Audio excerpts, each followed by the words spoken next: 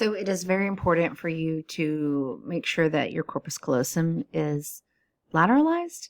And I encourage you to watch this video because it's really interesting. So some people who have severe epilepsy, they, which is like the electric currents that are going back and forth through the brain causing seizures, they found that they can do a colostomy, and that is severing that corpus callosum, and it'll stop the seizures, but then also the hemispheres don't communicate to each other. So it's a really fascinating study that you should look at. So look over just the brain parts right here. You have the midbrain, the hindbrain, and the forebrain. The midbrain it does quite a bit of things just for regulation of the body and the brain. In the forebrain, it's going to be the largest part. It contains cerebral cortex, which are your higher level thinking processes. The thalamus is sensory relay, which kind of acts like a quarterback to a receiver, how they would pass the ball from one end to the other. That's that sensory relay, sending those sensory information over there. The hypothalamus does regulate homeostasis. It can also make sure that we our hunger, let us know if we're hungry or different things that are going on there, if we're full. Pituitary gland is the master of the endocrine system, which is really important in making sure that that entire function is working. And then the limbic system is going to work on emotion and memory circuit. So we have 4 lobes. The frontal lobe, which is the front, it's going to be the executive command, and it's a lot of decision making and everything are happening there. That is also known as the impact that where ADHD gets impacted, and it's also the last part to finish growing. And so it makes sense of why teenagers make poor choices because it's not completely developed. And also if ADHD is impacting it, then they can't control those inhibitions. And so they can learn how to do it, but it's just more difficult. Occipital lobe is at the back of the brain. It's where your eyes are getting the vision and the sensory information from. And so it goes to your eyes all the way back to this occipital lobe right back here above the cerebellum. And it gives you all the visual processing information you need for that. The parietal lobe is the only lobe that touches all 4 lobes. So it's right here on the top. It does a lot of the somatosensory cortex, those are the sensory messages from the opposite side of the body, touch, temperature, pressure, spatial location, attention, motor control. All of that is going to be the parietal lobe. And the temporal lobe is going to be right here. This is where you have a lot of hearing, audio cortex. You receive sensory information from the ears and the sound of processing. There's lots of things that happen within this: hearing, language processing, memory, all of this in the temporal lobe. The frontal lobe, again, we talked about is the executive functioning, where you have planning, organization, judgment, all of that. And so you also have this area called Broca's area. It's in your left hemisphere. It is essential for language production. Okay. So you have 2 different areas. You have Broca's area, which has learning, which is where you do your language, where you speak. And then Wernicke's area is where you comprehend. So these are 2 separate areas. So if you were to have damage to Broca's area, it would be known as Broca's aphasia. It would be very difficult for you to communicate. So you may speak like mom or dad at a grocery store, and so it'd be very difficult. Okay, so this guy Phineas Gage, he was in an accident. It was really a terrible accident. It was in the 1800s. He was working in a railroad construction field, and he went down at the last minute to fix something before the dynamite went off, and it exploded before he could get completely out. When it exploded, this rod, you can see right here, it went up through his left cheek, up through his eye, and then out his skull. Okay, this young man survived. He lost his eye, but he survived. Okay, and so they go to take him to the doctor, and the doctor just doesn't believe him. He's like, there's no way that anybody could survive this. I mean, today, and it would be super hard to survive, but this guy survives, and the doctor doesn't even believe him until he starts throwing up brain matter. And so he throws up this brain matter, and sorry, I'm trying to find my spot. So he throws up this brain matter, and then they realize that he did have the accident. And so they take him, they repair him, they get him home, he recovers, and still somehow he survives. Before, he was a wonderful person. Everybody just loved him. He was so nice, well-mannered, soft-spoken, just a really great guy. After the accident, he was just awful. He was hateful to people. He was so mean. He was odd in his behavior and even inappropriate. And they believe that it was because of the loss of impulse control in that frontal lobe. Okay, and so that's when we realize that you need all the parts of your brain because they're all doing something different. And again, these are some of the things of the parietal lobe, what it's controlling, what it's doing. They're all essential for us, for our body to function. Wernicke's area is located in the temporal lobe. About how it is important for speech comprehension. So if you have Broca's area where you speak, and then Wernicke's area where you can comprehend.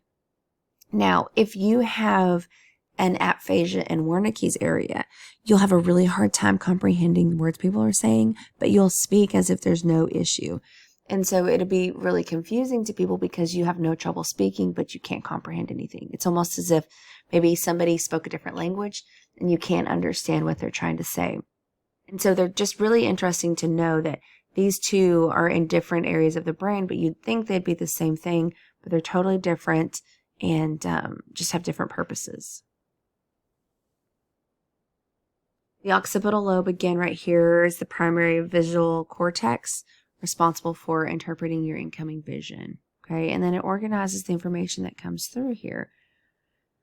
So look at all that. Within the limbic system, we have the amygdala, and the amygdala is really important because it controls emotion for us, and it's important for processing fear. And so we found that people who are struggling with PTSD may have an enlarged amygdala, and so it can cause problems there with that amygdala, but it stores memories and it does its best to protect us. It's not malicious, but it does try to protect you. And so if it sees an event that you've experienced that could cause harm, it's going to have you react in a way to protect yourself so that you don't get hurt again.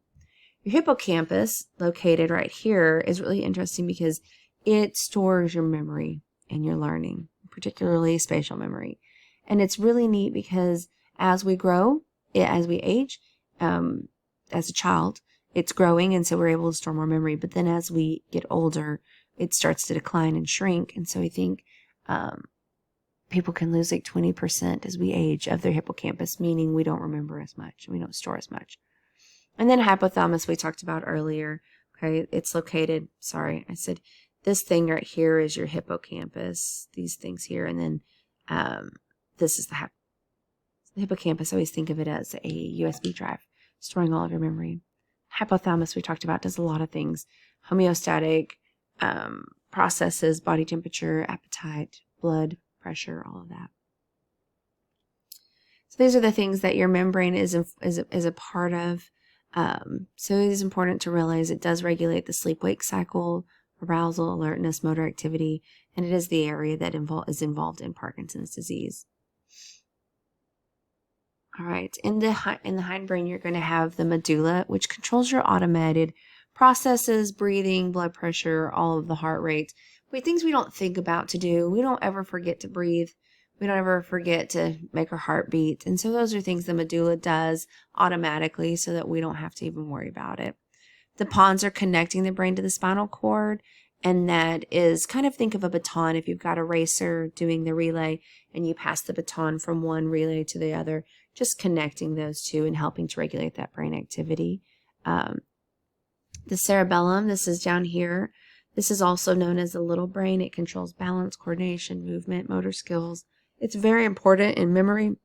It's also the part of our brain that is impacted by alcohol. And so it's why we are, other parts of the brain can be affected too, but that's why we can't walk straight if we were asked to do the the sobriety test for the police officers. All right, so how we look at brain imaging. Okay, so we have several different things. We can look at a CT scan. This is kind of an X-ray that's going to pass through the density of the brain, and so we can see what's going on.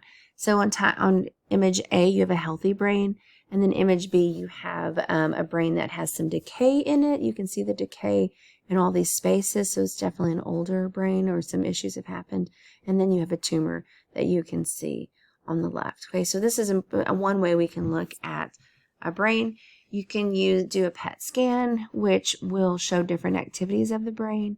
And you do have to take a mildly radioactive substance, but it does show you the changes in the blood flow in the different ranges of the brain and what's functioning where and how it's going. It's really helpful to see how the brain is functioning and what it's doing there.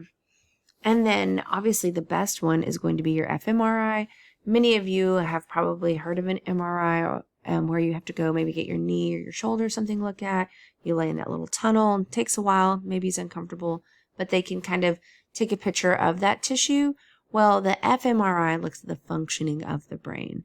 Now, these are very expensive and people don't, like psychologists don't have them in their office to use all the time, but it'd be very helpful if we did. But it just kind of shows the different changes of what's going on, the functioning of the brain. Gives us a really good idea of what we're working with. All right, and then you can have an EEG, and that's where they put a cap with the electrodes on, and it does help with to do the precise timing of the brain activities and tracking amplitude and frequency of the brain.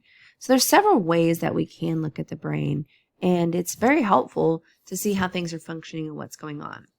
So the nervous system, it has plans and commands behavior, and so it has to send those messages to the endocrine system. And it's kind of carried out maybe like a phone call. So you have your synaptic communication is like a phone call, so you're sending it and it's making that change. And then hormonal communication is like tweeting, okay? So you're able to kind of send it out and then it goes to everyone, where synaptic communication is going to go to just like a phone call to just one person. So you send a lot of messages out at one time to get the body functioning properly. The endocrine system is a system of ductless glands that secrete hormones directly into the bloodstream so that the body functions normally. Okay, these hormones do affect behavior, and so you want the proper amount, so you want your brain to be functioning properly. We talked about the hypothalamus earlier, that it's linked to the nervous system, the endocrine system, and it controls the pituitary gland. Okay, the pituitary gland is the master gland secreting, controlling all the secretions to the other glands. And then the thyroid is very important because it's going to regulate growth, metabolism, and appetite. Adrenal glands are going to secrete hormones that involve stress. So obviously we don't want too much of that. We want the proper amount. And then you have your gonads. Those are going to be the secrete sex hormones, which are very important because you want your behavior to be regulated. You want your body to function properly so that reproduction can be an option. Even if you're not interested in reproduction, it's still important for it to all function properly so that the body functions properly. And then the pancreas is going to secrete hormones that are going to regulate blood sugar. All of these are very important to function properly. Otherwise, it impacts how we feel and what we're doing. Okay. Adrenal glands, they're going to release hormones that control metabolic function, stress reactions, even reproductive behaviors. Okay. Again, controlled by the pituitary gland. It will secrete your corticosteroids, your epinephrine, and your norepinephrine. These are important in how you respond to stress. We've talked before about corticosteroids and how they are released to increase, to reduce stress by fighting off inflammation, and like allergic reactions, but they can be harmful if they're released too often. Just like a regular steroid can slow the functioning of the body down, not make you feel well, cause liver to be stored in like store sugar, and it's important for that, but then you don't want too much being stored, and you don't want lots of things. I mean, it's going to suppress your immune system. It just can be problematic. So you want to be careful with how much stress you're allowing into your life and how you're managing your stress, because then your body reacts and it can just cause inflammation and cause lots of issues within it. And then epinephrine will be your adrenaline, and so that's being released whenever there's some type of issue happening, and so it's going to increase your heart rate, your respiration rates, your blood sugar, so that you can fight the stressor or the fear, the anxiety that's over there, and it's letting you know, hey, there's an issue and you need to be really careful.